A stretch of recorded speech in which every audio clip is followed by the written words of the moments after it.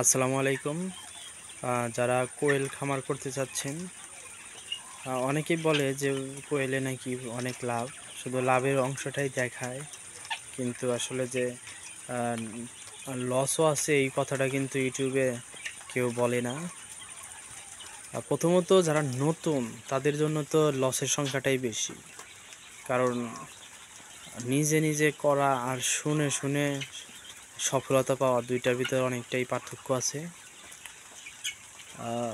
যারা একদমই নতুন খামার করতে চাচ্ছেন তারা অবশ্যই প্রথমে জিরো বাচ্চাদের না করে এরকম বড়, মানে 30 দিনের বাচ্চা পুলেট পাখি নিয়ে খামার করলে সুবিধাটা বেশি পাবেন। কারণ জিরো বাচ্চা নিয়ে ব্রুডিং করাটা, কোয়েলের পাখি ব্রুডিং করা অনেক রিস্ক।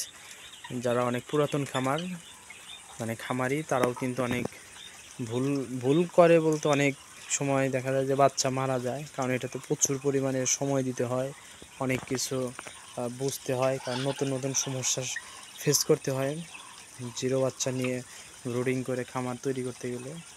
সেজন্য যারা নতুন করে করতে চাচ্ছেন তারা 30 দিনের পাখি নিয়ে করবেন। আর একটা গুরুত্বপূর্ণ কথা হলো যে যদি কেউ খামারে আসতে চান তাহলে অবশ্যই অবশ্যই অল্প করে শুরু করবেন।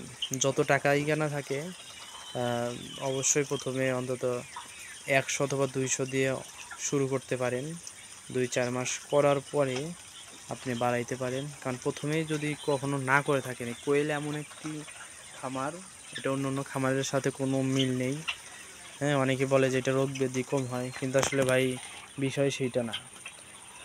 রোগ ধরে গেলে কিন্তু তখন কিন্তু আর ঠেকাইতে পারবেন না। ঠিক আছে।